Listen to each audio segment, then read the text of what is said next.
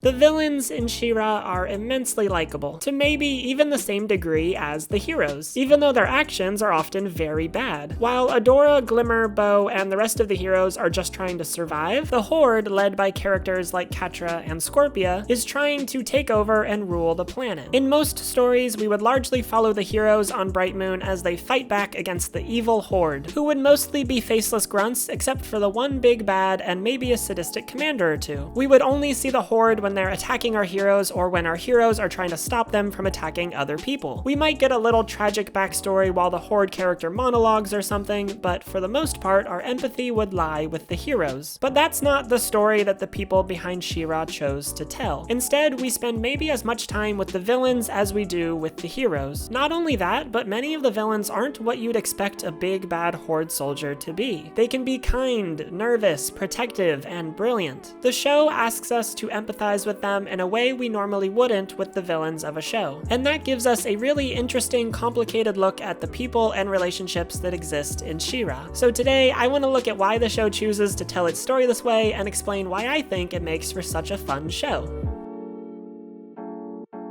This is Adora. She's the main character of the show, able to transform into She-Ra at will, but she actually starts off as a Horde soldier, which means that when you're introduced to the show, you're introduced to it through the lens of a Horde soldier. You see right off the bat how the Horde brainwashes people and can make even the best of us do evil things. Of course, when Adora sees what they really do and has the chance to escape, she does. And that makes her different than the rest of the characters who choose to stay behind. But not that much different, and the show makes sure you remember that. She's from the Horde. She's evil. Evil people don't change. I'm from the Horde. I changed. I have to believe that the others can change too. The show is careful to paint Adora not as somehow better than everyone she left behind in the Horde, but essentially as someone who got lucky. She was presented with the right opportunity at the right time, and that allowed her to break out of her brainwashing and be free. She's definitely a good person, and that played a significant role in her being able to turn her back on the Horde. But it wasn't the only factor. So she holds out hope that those she left behind in the Horde could do the same given the right chance. Maybe in some places her hopes aren't justified, while in others maybe they are. The show always leaves you to ponder that, and that adds an air of mystery and excitement to the show that wouldn't otherwise exist. You know, as a viewer, that while this might seem like a simple good versus evil battle, it's not. The Horde is evil, definitely, but those used by the Horde to perpetuate its evil war, maybe for them it's more complicated. Maybe they could come to the good side at any time. Maybe they just need the right nudge or the right opportunity. Because of that, it's difficult for any viewer to outright hate everyone who's a part of the Horde right from the get-go, because they know that any of them could have the potential to become a good person given the right circumstances. But that's not the only way the show makes you think more deeply about the villains. That's just the baseline. On top of that, you spend a lot of time with the antagonists, seeing their struggles and their friendships and their little fights. When you see those aspects of their day-to-day lives and not just them in attacking mode, it's easier to empathize with them. Take Scorpia, for example. Despite being a Horde soldier, she's arguably the kindest character on the show. She's a big hugger and is always looking out for her friends, especially Catra. She's super loyal and always trying to help out those around her. It's actually kind of sad to see at times because Catra very often does not treat her well at all. You're my friend. You're everything to me.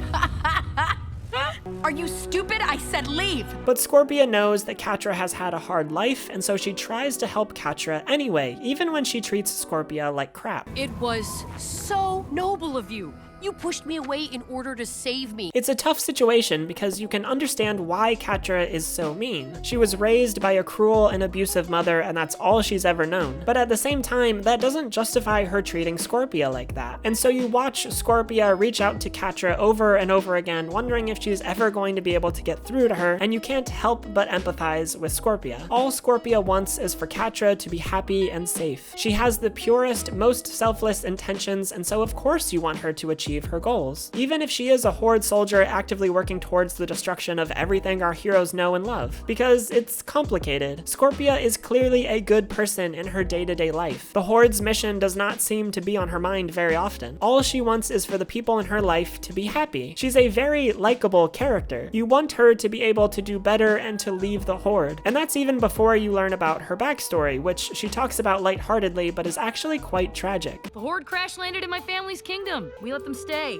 My family gave Hordak our runestone, the Black Garnet. The only reason Scorpia is who she is because the Horde landed in her kingdom and struck a deal to take over control of her runestone. She's a princess, just like Glimmer or Mermista or Perfuma. Had the Horde landed in one of their kingdoms and taken over, this story could have just as easily been about Adora, Bow, and Scorpia teaming up to take down Perfuma and the Horde. Scorpia never had the chance to make a decision. She wasn't an adult when the Horde arrived. Her parents made an agreement with the Horde and clearly tried to pass it off to her as a positive thing. She never had a connection to the runestone anyway, so she doesn't need to worry about it. But as we learn in season 4, she can have a connection to the runestone, and maybe it wasn't so fair that the Horde took that away from her. I'm excited to see where the story takes Scorpia in the future because she has a fascinating backstory and personality that really pulls the viewer in and makes them think about how our circumstances shape who we become and what, if anything, we can do about it. The next obvious villain we need to talk about is Catra. As someone who was raised by Shadow Weaver alongside Adora, she offers an interesting foil to our main character. While Adora was able to escape and work through her trauma, Catra becomes consumed by it and lashes out at anyone who tries to help her. Adora sets her sights on defeating the Horde and the entire system that allowed her to be raised like that, while Catra's goal is to become better than Shadow Weaver, more useful to the Horde than Shadow Weaver ever was. It's easy to see why she falls down this path. During her childhood, Shadow Weaver always chose Adora over Catra. She would praise Adora while insulting Catra. No matter what she did, Catra could not be good enough. You have never been anything more than a nuisance to me. I've kept you around this long because Adora was fond of you. So when Adora and Shadow Weaver leave, Catra has her opportunity to become what she was always told she should be. She can be powerful and useful, and nobody can put her down in the way that Shadow Weaver used to. But we see hints that that might not be what Catra really wants. She has moments of hesitation, times where she craves real friendship, hints that under all the aggression and anger and hostility, there is a person who is deeply, deeply hurting. And that's why we, as an audience, empathize with her. She's not like Scorpia, who's just a deeply likable character because of her bubbly personality. Catra, if you didn't know her backstory, could be just another angry villain, someone who barks orders and has no friends and is just entirely evil. But the show gives her so much more depth than that. We explore her childhood and her relationships with different characters, allowing us to see how she's a fleshed out three-dimensional character. While watching She-Ra, you will likely find yourself rooting for Catra at times. Maybe not rooting that she'll succeed with the Horde, but rooting that she'll have a change of heart and join Adora or run away with Scorpia or even just open up to someone in a meaningful way. You can see all the pain she's in. The show makes you feel it. And it adds a level of tension to every episode when you can see how many emotions are bubbling just under the surface for Catra. On top of that, the way the show builds empathy for its villains can mean that a certain event doesn't elicit only a positive or only a negative reaction from the viewer. Take, for example, the end of season 4. This is where we find out that Double Trouble, who was working as a spy for Catra, has actually double-crossed her. This is a moment that is objectively good for the Princess Alliance, which means it should be good for the viewer, right? The people you've been rooting for have turned a villain over to their side and the Horde has suffered a loss. But because the show has gone so in-depth about Catra's story and feelings, you can't help but feel bad for her. She was finally starting to trust someone. She thought she had a friend. She met someone who was as conniving and clever as she was, and eventually she grew to rely on them to some degree. But not long after that thin strand of trust was built, it was torn apart again in the most devastating way possible. You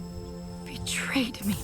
It's not personal, darling. Double Trouble prods at Catra's deepest insecurities, telling her that it's her fault that everyone has left her. It's heartbreaking to watch because you know it's not Catra's fault that Adora left, and you know that this will only push Catra further into her isolation and hatred. You want her to be redeemable, you want her to do better and be better, and eventually find her way out of the Horde, but you know that this is a major step back for her. She tried to trust someone and it backfired, so there's no way she's going to make that mistake again. In the future, she'll be even less likely to trust someone, which means that it's unlikely anyone will ever get past the emotional walls she's set up. So while this scene is good for the Princess Alliance, it's bad for Catra, and that leaves the viewer with mixed emotions. Because the show has led you to root for both the heroes and the villains. That complexity is what makes She-Ra such a compelling show. It doesn't stop with Catra and Scorpia though. There's also Princess Entrapta, who starts off the show on the good side, but soon joins the Horde. Entrapta Entrapta is probably the definition of chaotic neutral. She doesn't care about the war between the Princess Alliance and the Horde. She just cares about science and discovery and pushing the limits of technology. Whichever side can best allow her to explore that is the side that she will choose. And so, when she's left behind in the Fright Zone because her friends think that she died, she manages to gain a significant position within the Horde. Entrapta seems to be the polar opposite of Catra in a lot of ways. Not in a good versus evil kind of way, but in an emotional kind of way. Catra is fueled by her emotions. She does things to get revenge, or to get even, or to assert her power. She doesn't seem to have a strong ideological calling beyond her emotional drive to prove her worth. Entrapta, on the other hand, seems not to be driven by emotion at all, or at least to a much smaller degree. We see moments of emotion in Entrapta, like the hurt she felt when she realized her friends left her behind, or the kindness she extends to Hordak. But the main thing that drives her isn't emotion. It's a desire to discover everything the world has to offer. That ideology comes before any emotional connection to other people. And so, as a viewer, you might find it hard to actually hate her, despite the fact that she plays a very important role for the Horde. In fact, she plays maybe the biggest role of all in Season 4, since she builds the portal that allows them to get a signal out to Horde Prime. But at her core, you know she isn't motivated by hate or ill intent, and so it's not as easy to hate her as it would be to hate someone like Hordak or Shadow Weaver. Entrapta was left behind in enemy territory by people who she thought would never leave her behind. She made the best of the situation she was given. Of course, that doesn't excuse her actions. Whatever happens in the coming seasons with the arrival of Horde Prime is largely her fault, regardless of what her intent was or what drove her there. But She-Ra doesn't build empathy for the villains to absolve them of any wrongdoing, it's just to add a layer of complexity to the story. Next, I want to talk about Double Trouble, the new character introduced in Season 4. They are phenomenal. They're a shapeshifter whose primary goal is to sow division between friends by pushing on all of their insecurities and causing disagreement after disagreement. And the way you let Adora give you orders, even though you're the queen?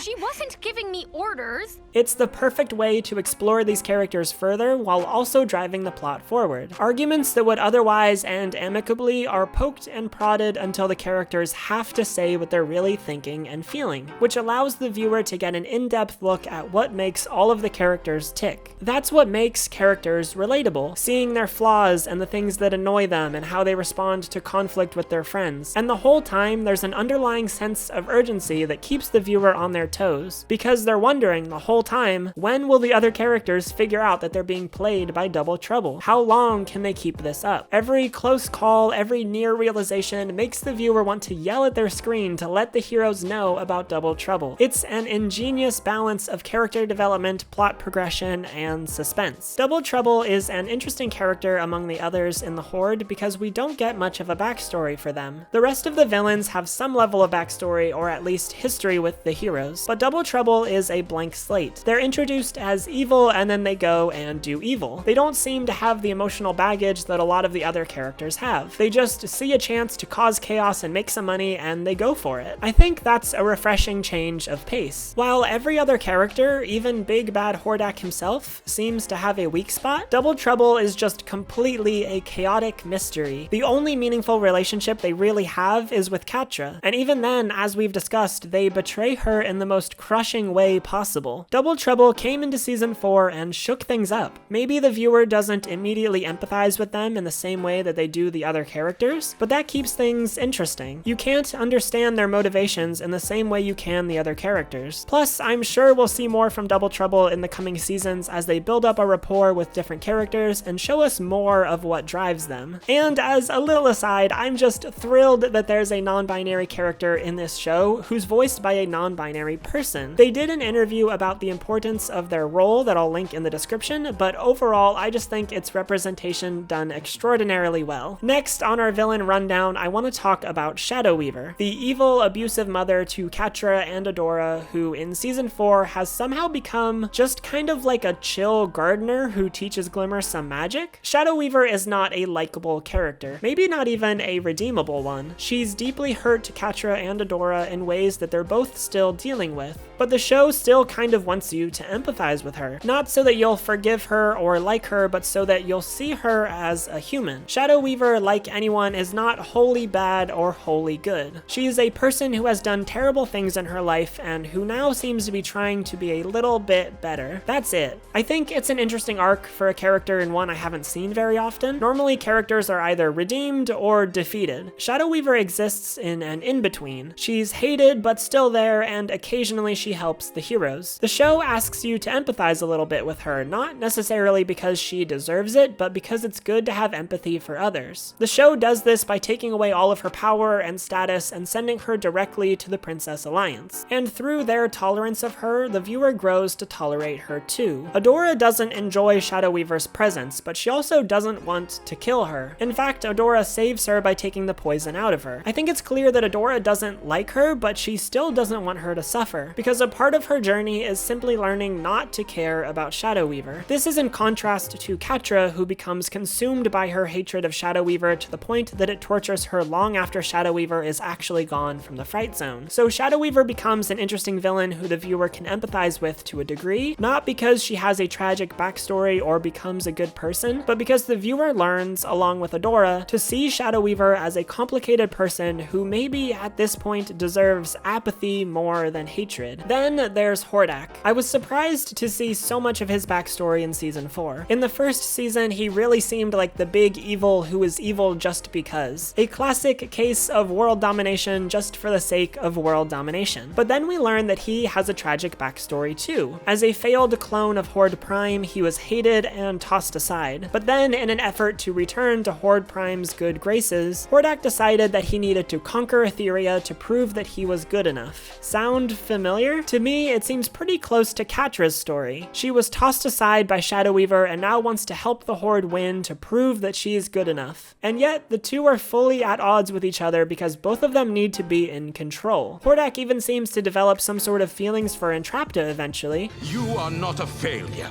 Any who discount you are utter fools. Even though, just like Catra, he lashes out when confronted by them. For someone who starts off as a completely non-empathizable character, Hordak's backstory and relationship to Entrapta are probably intended to have the viewer see him as a more nuanced character than just a generic big bad. That spot is now reserved for Horde Prime. And lastly, let's talk about Lonnie, Rogelio, and Kyle. This is a trio of basically background characters for the first 3 seasons. They don't do much except occasionally interact with Catra and perform some low-level Horde grunt duties. But in season 4, they have a whole story devoted to them in one of the episodes, where they're trying to bring a supply of equipment back to the Horde, but get stuck in what is basically acid snow. In this episode, She-Ra explores their relationship to each other and challenges their ability to empathize with each other. When Kyle falls unconscious outside in the acid snow, Lonnie and Rogelio jump into action to save him, even though the 3 of them were in a huge fight. They sacrifice the important Horde equipment to do so and are badly injured along the way. It's this experience that teaches them that while they may care about each other, the Horde doesn't care about them. And so, at the end of season 4, they take off together, leaving the Horde behind entirely. 3 characters who didn't have much of a role before suddenly become potential heroes with a strong bond between them. Even the lower level villains like these 3 have their moment to shine in She-Ra, because the show is intent on making you care about all of its characters, good or bad. And that makes everything infinitely more interesting. Making the viewer care about all of the villains means that you have twice as many characters to root for, and when there's conflict, you might have mixed emotions about how it turns out. Plus, it means that most of the villains could feasibly be turned to the good side at any time. Part of the tension in She-Ra definitely comes from the fact that you want Catra to be redeemed. You want Scorpia to see how the Horde is using her. You might even want Hordak to see how Horde Prime is using him. The lines of good and evil aren't clear-cut in She-Ra, which makes for an unpredictable and exciting story, while also teaching all of us that morality isn't always just good or bad. People are complex and can do both good and bad. Bad people can sometimes be redeemed. Good people can sometimes make terrible choices. And when you care about every character in a show, you're more invested in everything that happens. The actions of one character will ripple out and affect other characters that you like. She-Ra wouldn't be the same show if we only saw the heroes' perspectives. There wouldn't be the same tension when Catra and Adora meet on the battlefield. We wouldn't have any context for who Scorpia, Lonnie, Rogelio, or Kyle really are. We wouldn't understand why Hordak is doing what he's doing, and we wouldn't know why Shadow Weaver became Shadow Weaver instead of Light Spinner. Having all these different perspectives is part of what makes She-Ra special. It's why every episode can be full of gut-wrenchingly emotional moments, and why every victory also kind of feels like a defeat. She-Ra makes you like its villains because doing so is good, interesting storytelling. A huge thank you to all of my patrons for making this video possible. If you'd like to help me make more videos like this, I would love your support over on Patreon. You can also subscribe or give this video a thumbs up if you enjoyed it. Thanks so much for watching this video, and I'll see you next time.